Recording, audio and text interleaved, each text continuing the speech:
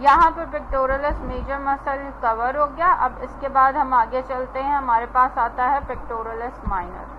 ठीक है, सही है। आगे जो हमारे पास मसल आ रहा है वो है pectoralis minor, right. Pectoralis minor क्या है? Third and fourth and fifth rib near the their cartilage, वहाँ से ओरिजिनेट होगा और anterior border of the coracoid process of the scapula पे जाकर क्या होगा? इंसर्ट होगा। देखो यही है, ठीक है। कॉस्टल कार्टिलेज से ओरिजिनेट हो रहा है और ये कहाँ पर जाके इंसर्टेड हो रहा है? जो पेक्टोरलिस माइनर है anterior border of the coracoid process of the scapula पे जाके इंसर्ट हो रहा है, ठीक है। ये है हमारे पास पेक्टोरलिस माइनर मसल, ये देखो यहाँ पे लिखा हुआ भी है, ठीक है। ये मीडियल पेक्टोरल नर्व को, जैसे पेक्टोरलिस मेजर दे रहा था वो लेटरल और मीडियल दोनों को नर्व सप्लाई कर रहा था, ये सिर्फ मीडियल पेक्टोरल नर्व को देगा। अच्छा, जो पेक्टोरलिस मेजर मसल था उसका काम एडक्शन था और हमारे पास फ्लेक्शन करवाना था और मीडियल रोटेशन आर्म की करवाना था। और जब इंस्पायरेशन हो रही है तो उसमें भी मसल ड्यूरिंग द इंस्पायरेशन भी accessory muscles of the inspiration को भी ये उसमें भी हेल्प कर रहा है, क्लाइंबिंग में भी हेल्प कर रहा है। जो पेक्टोरलिस माइनर है इसका काम क्या है? Depression and protection of the scapula, ठीक है। डिप्रेशन और प्रोटेक्शन ऑफ स्कैपुला करवाएगा। If the insertion is fix, अगर इंसर्शन फिक्स है तो ये थर्ड और फोर्थ और फिफ्थ रिब की एलिवेशन करवाता है। It rotate the scapula downward with rhomboids, rhomboids आपके मसल्स हैं उनके साथ ये स्कैपुला को डाउनवर्ड मूवमेंट भी करवाता है।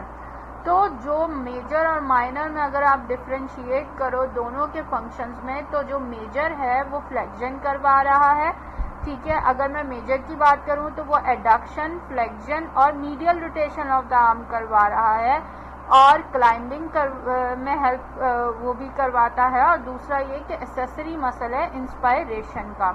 अगर मैं माइनर की बात करूं तो वो depression and protection of the scapula करवाता है, ठीक है। अगर फिक्स्ड है इंसर्शन उसकी, जहाँ पे वो इंसर्ट हो रहा है वहाँ पे वो फिक्स्ड है तो वो एलिवेट करवाएगा 3, 4th एंड 5th रिब्स को और रोटेशन ऑफ द स्कैपुला करवाएगा डाउनवर्ड विद द रेम्बोइड्स, ठीक है।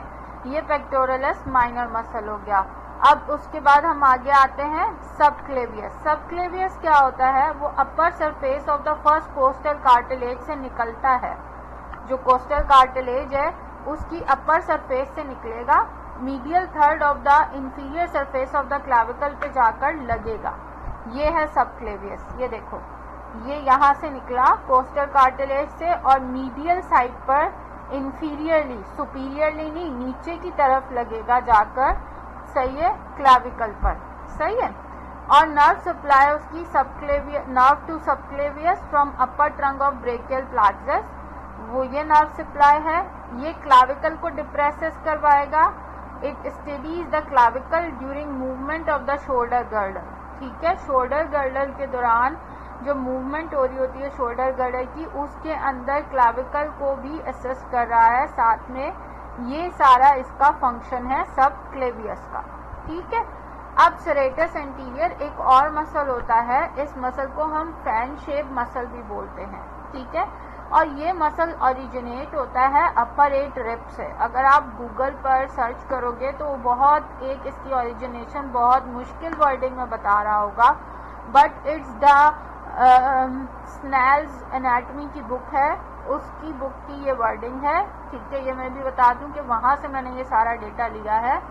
अपर 8 रिब से ये ओरिजिनेट होगा और इंसर्ट होगा मीडियल बॉर्डर, ठीक है। मीडियल बॉर्डर से याद रखो कि मीडियल साइड और inferior angle of the scapula, मतलब स्कैपुला के नीचे का जो एंगल है वहाँ पर जाके ये इंसर्ट होगा, ठीक है। अभी हम इसकी इमेज देखते हैं तो और क्लियर हो जाएगी ओरिजिन और insertion. Wait a minute, I just searching about the image of serratus anterior, सही है, सेरेटस एंटीरियर, ठीक है। सेरेटस एंटीरियर को अगर आप गौर से हम देखेंगे इसकी इमेजेस तो ये देखो, ये है सेरेटस एंटीरियर मसल, राइट, इस तरह से, इसीलिए इसको फैन शेप कहते हैं। अगर हम इसको और फर्दर देखेंगे तो वीडियोस में इस तरह से आप देख सकते हो